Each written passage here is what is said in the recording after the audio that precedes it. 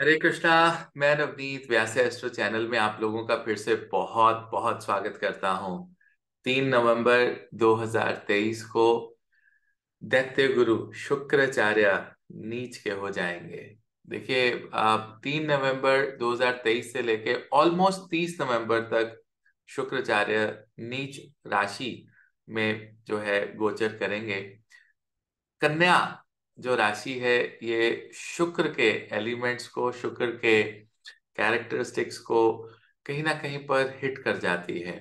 देखिए, मैं हमेशा ये बात अपने स्टूडेंट्स को भी बोलता हूँ और सभी व्यूअर्स को भी ये बात बार बार कहता रहता हूँ कि ज्योतिष के अंदर कुछ भी अच्छा या बुरा नहीं होता है।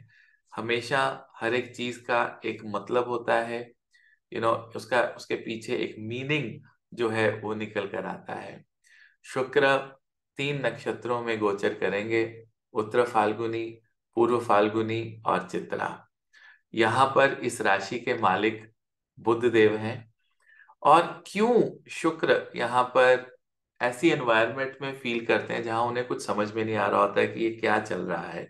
डिप्लीटेशन का मतलब ये है कि एक ग्रह की एनर्जी को ये समझ में नहीं आता है कि यहाँ पर क्या करना है और क्या नहीं करना है।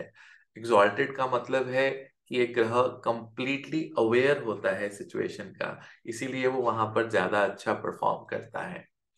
देखिए, सबसे पहले कन्या वर्गो को समझते हैं, बुध देव को समझते हैं, और फिर आप अपने आप 2 मिनट के अंदर समझ जाएंगे कि शुक्र क्यों यहाँ पर अच्छा परफॉर्म नहीं कर पाते हैं। देखिए लेडीज एंड जेंटलमैन, जहां पर भी आपकी कुंडली में बुध देवता विराजमान होंगे, आप अपना चार्ट खोलिए और देखिए कि बुध कहाँ है। प्रथम भाव में है, पहले में है, दूसरे में है, चौथे भाव में है, छठे में है, अष्टम में है। जहां भी होंगे, आपके प्रॉब्लम सॉल्विंग स्किल्स, आपकी प्रॉब्लम सॉल्विंग एबिलिटी आपकी कुंडली में उस भाव में सबसे शानदार होगी। मान लीजिए, अगर आपके बुध तीसरे भाव में है तो कम्युनिकेशन स्किल्स के थ्रू आप प्रॉब्लम्स सॉल्व करेंगे। छोटे भाई बहनों के लिए, सिबलिंग्स के लिए आप भगवान की तरह होंगे। आप उनकी मदद करते रहेंगे, उनकी प्रॉब्लम्स को सॉल्व करते रहेंगे। इसी प्रकार जब बुध अष्टम में होता है तो सीक्रेट सर्विसेज या ज्योतिष या अकल्ट साइंसेस, यहाँ पर आप बहुत अच्छे काम करते हैं। इसीलिए मैंने कई एस्ट्रोलॉजर्स, कई ऐसे लोग जिन्होंने ज्योतिष में बहुत अच्छा काम किया, उनका बुध अष्टम में देखा है। तो जहां पर भी बुध होगा, वहां पर आपकी प्रॉब्लम सॉल्विंग एबिलिटी शानदार होगी। आपकी एनालिटिक एबिलिटी होगी। आप हर चीज को बड़े डीपली एनालाइज करेंगे और फिर जो है उसका आप जो है आप रास्ता निकालेंगे और आप उसको प्रेजेंट करेंगे। अब शुक्र क्या है? शुक्र डिवोशन का कारक है। एक भक्ति होती है। भक्ति जो है वो बृहस्पति है, लेकिन भक्ति के अंदर जो एक आस्था होती है, एक डिवोशन जो होती है, वो शुक्र है।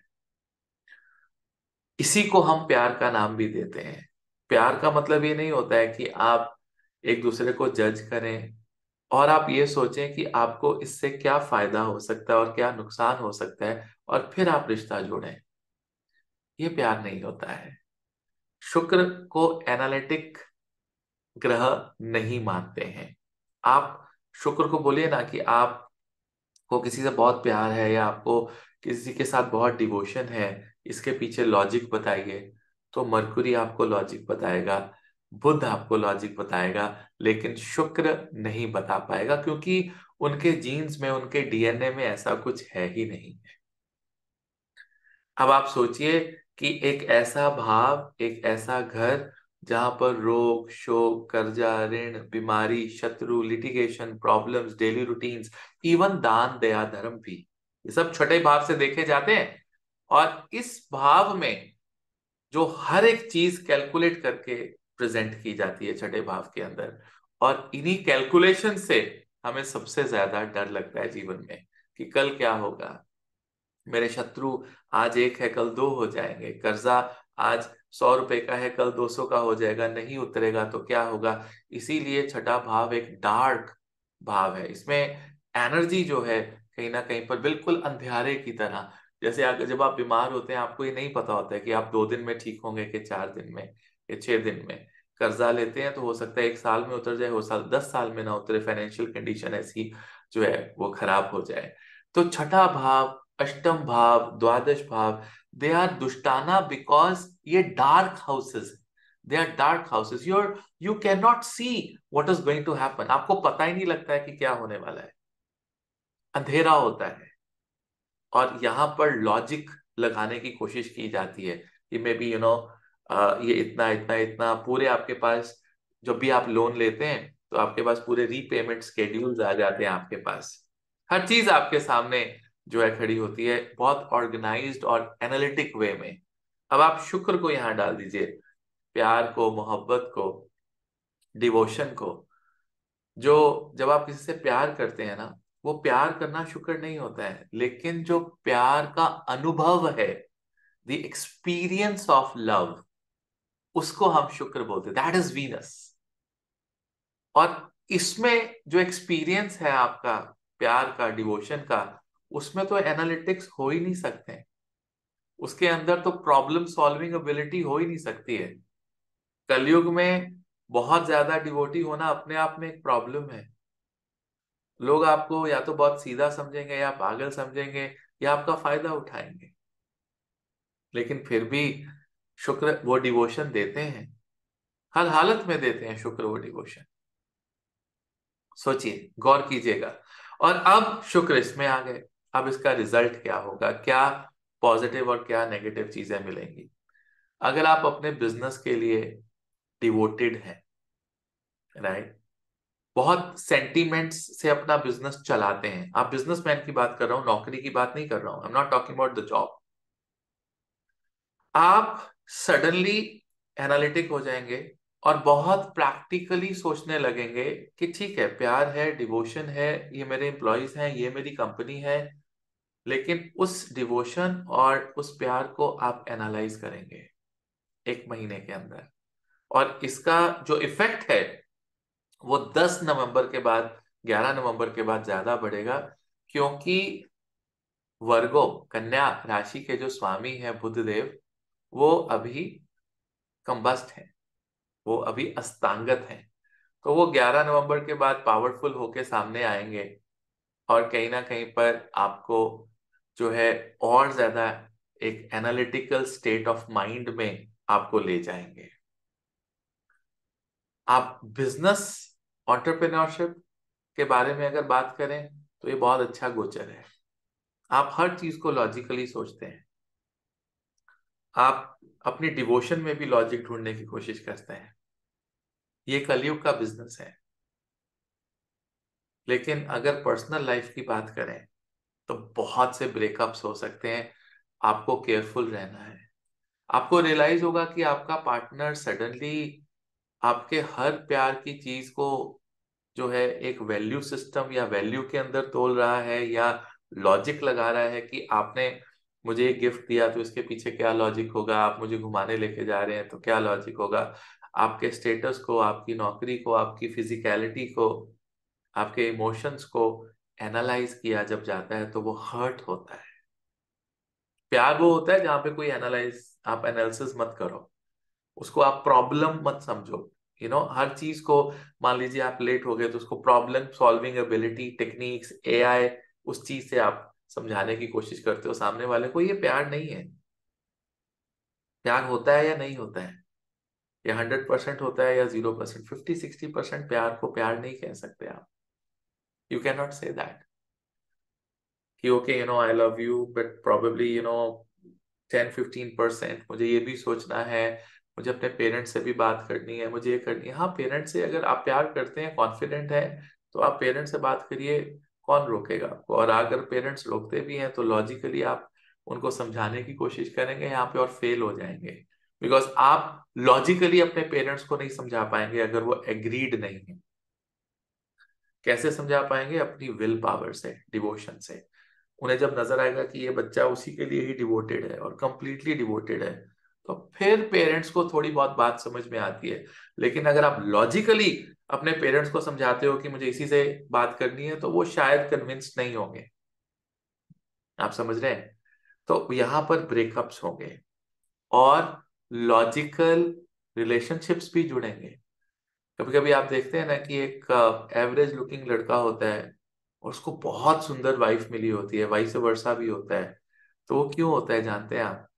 हो सकता है कि उस लड़की ने उसमें एनालाइज करके उसका पैसा, उसका स्टेटस, उसका घर देखा हो और देखा कि यार मेरी जिंदगी आराम से निकलेगी, मैं किटी पार्टीज पे जा सकूंगी, शॉपिंग कर सकूंगी, पूरी दुनिया घूम सकूंगी, और लड़के 19 21 एक जैसे होते हैं, दिस दैट, वो माइंडसेट उसका बना। ये शुक्र छठे भाव में करता है, स्पेशली वर्गों में। जब अगर वो ट्रांजिट कर रहा हो तो वो कहीं ना कहीं पर आपको एनालिटिकल बना देता है। हर रिलेशन को आप सोचेंगे कि इसमें से क्या फायदा है, क्या नुकसान है। ये एनवायरमेंट जब शुक्राचार्य को मिलता है तो वो परेशान हो जाते हैं। वो तो डिवोशन के कारक हैं। प्यार, प्यार ऐसा नहीं था, डिवोशन ऐसी नहीं थी जहां पर इतना ज्यादा कैलकुलेट किया जाए। और यहाँ पर शुक्र देवता को कुछ समझ में नहीं आता कि वो क्या करें। बिजनेस के लिए अच्छा है। अब बिजनेस के लिए अच्छा है तो आप नौकरी पेशा हैं। अगर आप नौकरी कर रहे हैं तो आपके बॉसेस, आपकी मैनेजमेंट जो है, आपकी डिवोशन को शायद ना देखकर एनालिटिकल हो जाए कि आपने क्या सही किया, क्या गलत किया। और बिजनेस डिवोशन इमोशन के साथ साथ एनालिटिकल और प्रॉब्लम सॉल्विंग एबिलिटी से चलते हैं। तो ये एक महीना अगर आप अपने बिजनेस को प्रमोट करना चाहते हैं, कुछ अच्छी मीटिंग्स करना चाहते हैं, अच्छे लेवल पे लेके जाना चाहते हैं, आपके सडनली आपके प्रॉब्लम सॉल्विंग एबिलिटी और एनालिटिक एबिलिटी अच्छी हो जाएगी। आप थोड़ा सा दिमाग से सोचने लगेंगे, यहाँ से 24 घंटे नहीं सोचेंगे। और पर्सनल लाइफ में आप रिलेशनशिप को ड्राई फील करेंगे थोड़ा सा। You will not feel it. Even, if you're physical with someone, you will not feel the emotions. आप इमोशंस फील नहीं कर पाएंगे वहां पर भी आपको एक अजीब सी रूखापन या सेल्फिशनेस जो है आपको वहां पर फील होगी। तो ये शुक्र करेंगे। अगर आप बहुत पुराने अच्छे प्यारे रिलेशनशिप में हैं, थोड़ा केयरफुल रहिएगा, चुप रहिएगा, मत बोलिएगा, बहस में मत पड़िएगा, क्योंकि यहाँ पर आपके हर एक वर्ड को, हर एक लाइन को एनालाइज किया जाएगा।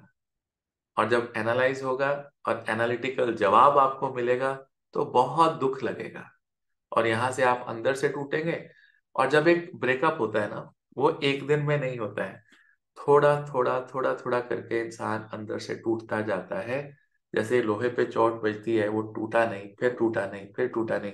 क्या वो सच में टूटा नहीं? अंदर से वो टूटता गया और धीरे धीरे अचानक एकदम से फिर वो टूट जाता है। और आपको कहते हैं अरे उसने मेरे साथ एकदम से ब्रेकअप कर दिया। नो, एकदम से ब्रेकअप नहीं किया। वो वो चोट जो है धीरे धीरे लगती जा रही थी।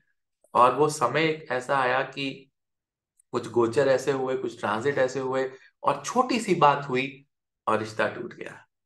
तो ये कहीं ना कहीं पर वो छोटी सी बात नहीं होती है, उस छोटी सी बात के पीछे चेन रिएक्शन होता है।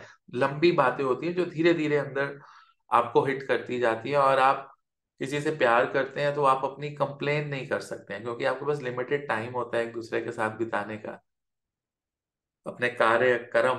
तो वो कंप्लेनिंग जो है वो अंदर रह जाती है।